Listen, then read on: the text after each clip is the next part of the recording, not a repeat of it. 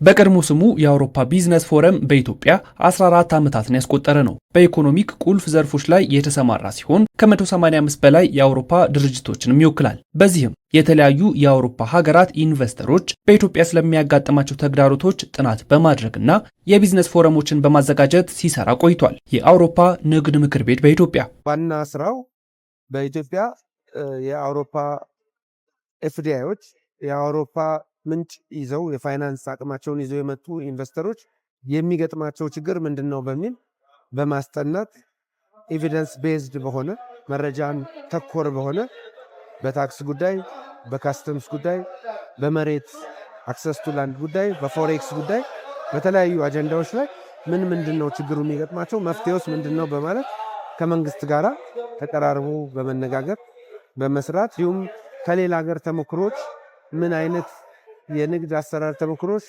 ለኢትዮጵያውያን ይጠቅማሉ በሚል እነዚህና የተያያዥ ነገሮችን በመስራት እስከዛሬ ድረስ ቆይቷል። ለኢንቨስትመንት ዘርፉ የመረጃዎች ተአማኒነት ጉዳይ ዋነኛ ፈተና ሆኖ ቆይቷል። ግልጽና ተጨባጭ መረጃዎችን በኢትዮጵያ ኢንቨስት ለማድረግ ለሚሹ የውጭ ባለሀብቶች የሚያቀርብ ሕጋዊ እውቅና ያለው ተቋም የማጠናከሩ ሂደትም ፋይዳው ሰፊ ነው። የአውሮፓ ንግድ ምክር ቤት በኢትዮጵያ መስሪያ ቤቱን ባስተዋወቀበት መርሃ ግብርም ለዚሁ በትኩረት እንደሚሰራ ተመላክቷል። የመረጃ ክፍተት ችግር አለ።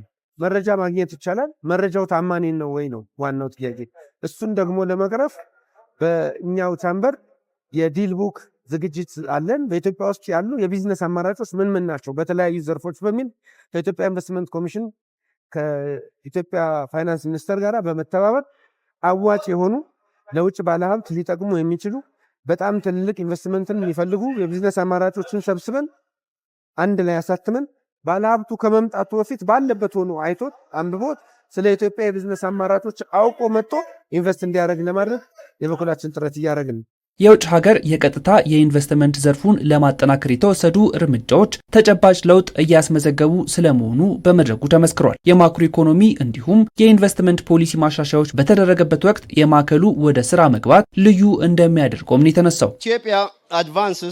ኢትዮጵያ ሰፋፊ የኢኮኖሚ ሪፎርሞችን እያካሄደች በምትገኝበትና የኢንቨስትመንት ዘርፉን ለማጠናከር በሚደረገው ጉዞ ውስጥ እንደ የአውሮፓ ንግድ ምክር ቤት በኢትዮጵያ ላሉ ተቋማት አበርክቷቸው ሰፊ ነው። የንግድ ምክር ቤቱ በኢትዮጵያ በውጭ ቀጥተኛ ኢንቨስትመንት ዘርፉ የነቃ ተሳትፎ ለማድረግ መወሰኑም በእጅጉ የሚበረታታ ነው። በተጨማሪም ከኢንቨስትመንት አካላት ጋር በሚኖራቸው ውይይቶች በስራ ላይ ለሚገኙ ኢንቨስተሮች ተጨማሪ አቅም ለኢንቨስትመንት ዘርፉ የፖሊሲ ማሻሻያ ግብዓት በመሆን ያገለግላል። ይህም በመንግስትም ሆነ በዘርፉ ለተሰማሩ ባለሀብቶች ታማኝ አጋር ያደርጋቸዋል።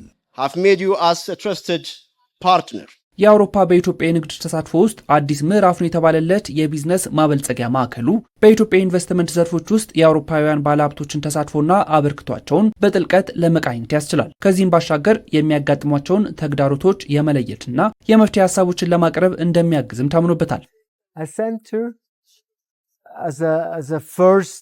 በቢዝነስ ማበልጸጊያ ማዕከሉ ከአውሮፓውያን ኢንቨስተሮች ጋር ሰፊ ውይይቶች ማድረግ ይቻላል። ከዚህ ባሻገር ደግሞ በተግባር እየሰሩ የሚገኙ ኢንዱስትሪዎችን በማሳየት ወደ ዘርፎቹ እንዲቀላቀሉ ለማስቻል ሰፊ ጠቀሜታ አለው። በኢንቨስትመንት ዘርፉ ዋነኛ ጉዳይም ይህ ነው። ግልጽና ታማኒነት ያለው መረጃ ማቀበልና ወደ ተግባር እንዲገባ ማስቻል። ከአውሮፓ የንግድ ምክር ቤቶች ባሻገርም የሌሎች ዓለም አቀፍ ንግድ ምክር ቤቶችን በማቀናጀት በኢትዮጵያ የውጭ ቀጥተኛ ኢንቨስትመንት ስላለው ምቹ ምህዳር ማጥራትና ሁሉን አቀፍ መፍትሄ ለማበጀት ይሰራልም የተባለው። የተለያዩ አገሮች የውጭ ሀገር የቢዝነስ አሶሲዬሽኖች አሉ። ለምሳሌ የአሜሪካ ቻምበር ኦፍ ኮሜርስ፣ የኢንዲያን ቻምበር ኦፍ ኮሜርስ፣ ዱባይ ቻምበር ኦፍ ኮሜርስ፣ እኛም አውሮፓ ቻምበር ኦፍ ኮሜርስ፣ በኢትዮጵያ የኔዘርላንድስ ቢዝነስ አሶሲዬሽን ወዘተረፈ።